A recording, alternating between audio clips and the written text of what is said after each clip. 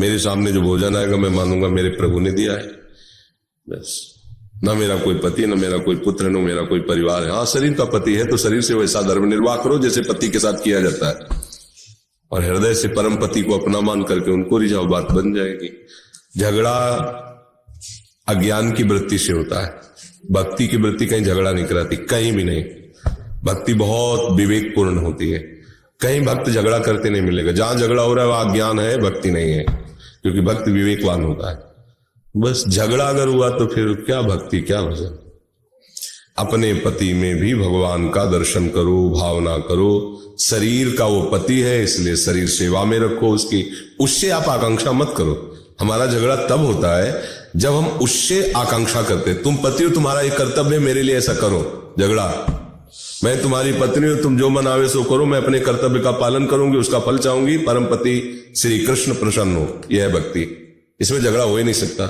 जब हम सामने से चाहते हैं सुख तब झगड़ा होता है। जब हम सामने वाले को सुख देना चाहते हैं, आप अपना जानो, हमारा जो कर्तव्य मैं पत्नी हूं मैं वैसा करूंगी, तो श्री कृष्ण आपकी रक्षा करेंगे, श्री कृष्ण आपके मित्र होंगे, श्री कृष्ण आपके सहयोगी होंगे, और आप कहीं भी हो, कितनी भी घोर राक्षसी प्रवृत्ति में हो, तो भी आपकी भक्ति बाधित नहीं होगी और आप भगवान को प्राप्त हो जाओगे।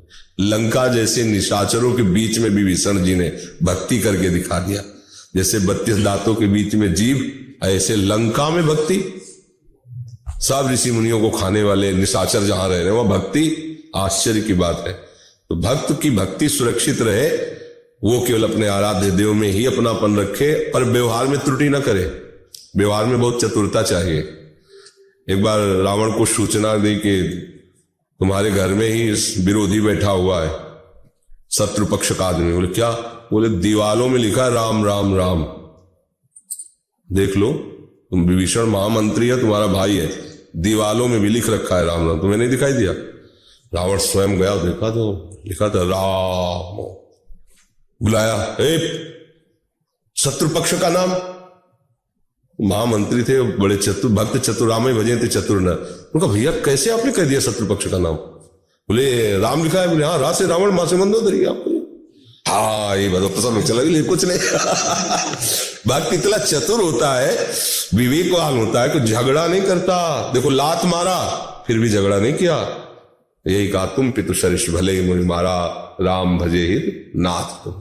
ठीक है, अब मैं जा रहा हूं प्रभु के पास, झगड़ा नहीं, तुम्हारा हित हो, तुम्हारा मंगल हो, प्रभु का भजन करने से तुम्हारा मंगल होगा। ठीक है, कोई बात नहीं, हम जा रहे हैं, प्रभु की शरण में जा रहे हैं। ऐसा अगर आप पति पुत्र परिवार आदि झगड़ा के हम बहुत भक्ति, तो भक्ति नहीं दिखावा है। भक्ति कहीं झगड़ा नहीं करती, कहीं भी किसी भक्ति को। उसमें देखो रोज अपने घर में लात जूता थप्पड़ चला रहे हैं क्योंकि भक्ति उनकी बाधित हो रही। ऐसा भक्त को देखा गया पिट गया है, चमत्कार ठाकुर जी प्रकट किए, वो कभी ऐसा नहीं। वो तो बहुत होगा तो रो देगा, बस उसका यही बल है। गाली देना, मारना, पीटना, ये सब करना भक्तों के जीवन में नहीं पाया गया। वो कभी भगवत आवेश हो वो बात अलग है, नहीं वैसे नहीं पाया गया। कोई झगड़ रहे हैं ऐसा कहीं नहीं, पिट गए हैं, स्वयं पिट गए हैं, भगवान की जैसी मर्जी। भगवान फिर वहां चमत्कार प्रकट किए हैं, पर स्वयं कभी उन्होंने ऐसे आप लोगों को भी चाहिए। पति रोके वृंदावन नहीं जाना, कभी मत आओ। एक बार सुन लिया सत्संग, एक बार राधा नाम सुन लिया, रटो, सदा सदा के लिए वृंदावन आ जाओगे। झगड़ा करने से कुछ नहीं होता है। पति की सेवा में रहो, वो जैसे विचार वाला है वो जाने, आपके विचार आपको भगवत प्राप्ति कराएंगे। सबका अलग अलग अपना कर्म है। को न काहू के सुख दुख कर दाता, निज कृत कर्म भोग सुन भ्राता। कहे तो बहुत दुष्ट है, नीच है, तो तुम्हारे कर्म ऐसे रहे जो तुम्हें ऐसा पति मिला है, तुम्हारी कर्म। को न काहू के सुख दुख कर दाता, निज कृत कर्म भोग सुन भ्राता। अब बिगाड़ लोगी तो आगे बिगड़ जाएगा। अब संभाल लो पीछे की गलती, और उसी में राधा वल्लभ लाल की भावना करो। जैसे मंदिर में भावना करते हैं ऐसे पति में भावना करो, तुम्हें तुम्हारी भावना का फल मिलेगा, वो अपनी भावना में विचरण करेगा। इसलिए मुझे लगता है भक्त को सुलझा हुआ होना चाहिए।